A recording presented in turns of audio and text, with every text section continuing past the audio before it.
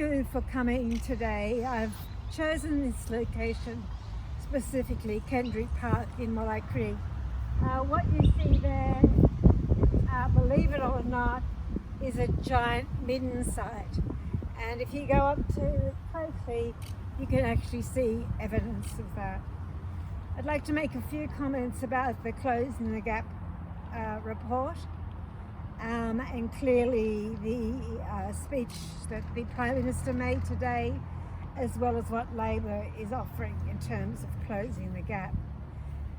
There is, and we welcome it, money in the Prime Minister's response, over $300,000 for the stolen generations reparations. Now this will apply to people who are still alive, who live in the Northern Territory, the ACT and Jervis Bay. I would like to welcome that and make note that Labor offered a reparations package at the last election, and it was reiterated again in May this year. The points that need to be understood is that there is a test case in the Northern Territory at the moment, and it is going to be interesting to see how many people that have joined that case actually withdraw from it in light of the announcements today. The other point to note is that this is for surviving members of the stolen generation. And we know that so many of those members have passed away. And the question has to be, well, what about those people and the ongoing trauma that their families are experiencing? Nevertheless, we welcome the money that's been committed to reparations, and we are pleased to see the government coming on board in relation to that. Labor's package is really exciting. We have made a huge focus on economic development and employment. This is absolutely crucial if we're going to close the gap in all areas in this in Australia.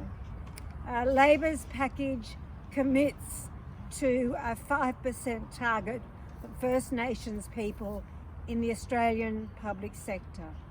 It commits to the biggest 200 companies, and we know that many of them are doing some very good things in terms of reporting on their employment, Indigenous employment rates throughout their companies.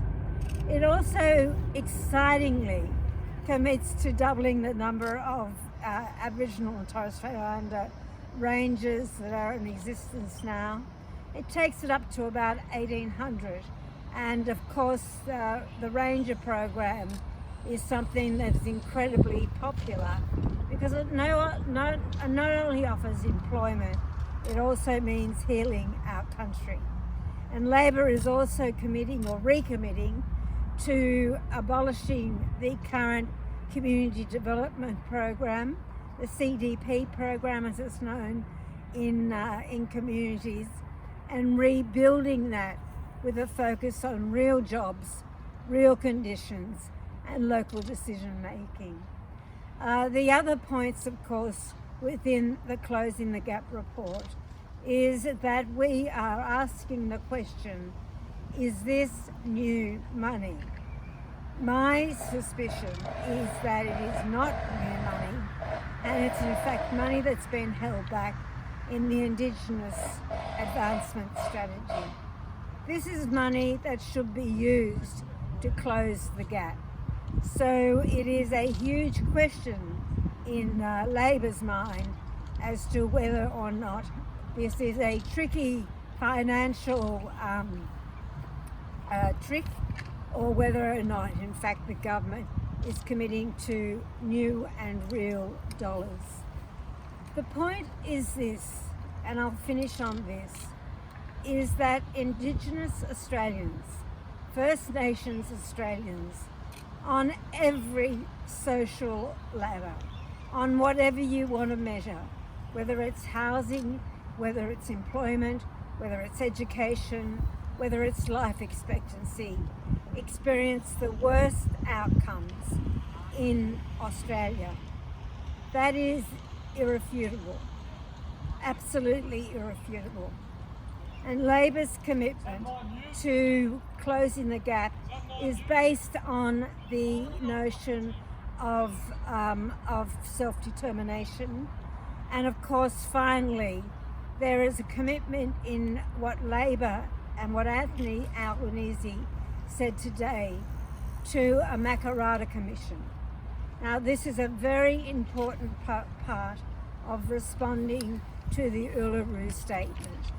A Makarrata Commission would be established with two purposes. The first, to oversee the process of agreement and treaty making, and also a national process of truth-telling. We have committed $26 million to the process of truth-telling. And finally, for Australia to truly take its place, to be really grown up, and to come to terms with a history that is something that is shameful in this country, truth-telling is absolutely crucial. Thank you. Thanks, Linda. I wonder whether you could expand on some of Labor's criticism of the lack of transparency about the $1 billion of funding. Would you think after the 5 years, that this funding is committed to, there should be another $1 billion for new investments? How do you see the need for new money each year when we get an update on closing the gap? Well, closing the gap and the report today clearly demonstrates there are only 3 of the 17 targets that are actually on track. Now, that says many things, but it says there has to be a real commitment financially into those other targets. I mean, take for example the target around youth incarceration. Labor's made a commitment of $91 million 3 months ago for justice reinvestment, for family participation in coronial inquest, and of course real-time reporting of all deaths in custody. There was scant mention of that today. We think the targets should be more ambitious, and clearly there needs to be leadership, including a financial commitment from the Commonwealth for that.